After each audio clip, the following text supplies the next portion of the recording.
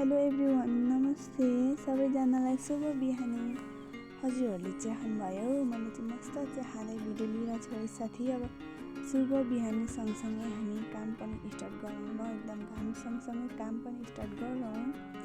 अहिले चाहिँ एकदम हामी बिहान दाउरा बोकिरहेछौँ। हामी 4-5 जना भएर यो चाहिँ काँचो दाउरा हो नि त, त्यही भएर हामी यो स्टाइलमा बोक्छौँ ल साथी। अनि हामी दाउरा बोक्दा बोक्दै जङ्गल पुग्यौँ बस्ती हेर्नलाई।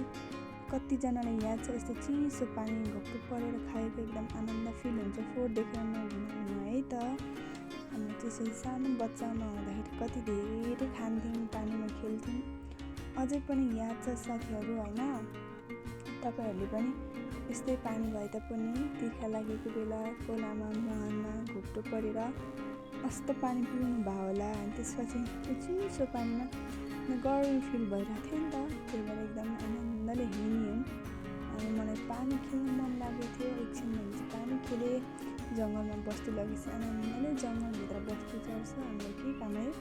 पानी खेल्यो बस्यो। अनि मलाई चाहिँ एकदमै पानी खेल्न मन पर्थ्यो। खेलेँ, बस्तुहरू चढिरहेछ, साथी र म चाहिँ खेल्यौँ। मलाई चाहिँ पानीमा एकदम रमाउन मन थियो साथीहरू।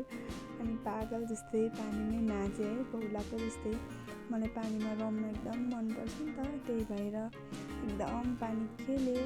अनि यहाँ चाहिँ यो चाहिँ हाम्रो 2 घरको वस्तुहरू हो।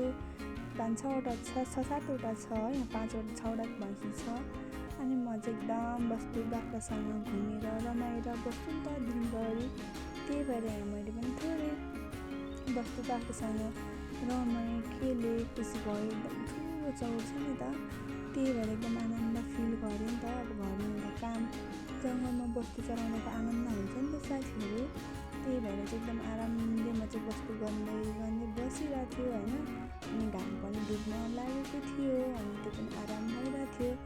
एकदम घाम डुबे पनि केही थिएन। अनि यहाँ चाहिँ हामी साथी र म एकदम डान्स इन्जोय लिइरहेको थियौँ। गीत गाउँदै एकदम इन्जोय गरिरहेको थियौँ कि। अनि म्युजिक पनि थियो तर कपिराइट लाग्छ भनेर साथी लिइन। अनि एकदम हामी चाहिँ मस्त मोला जे होला भनेर एकदम इन्जोय गऱ्यौँ। पछाडि वस्तु पनि देख्न सक्नुहुन्छ, ब्याकग्राउन्ड कति राम्रो आइरहेछ।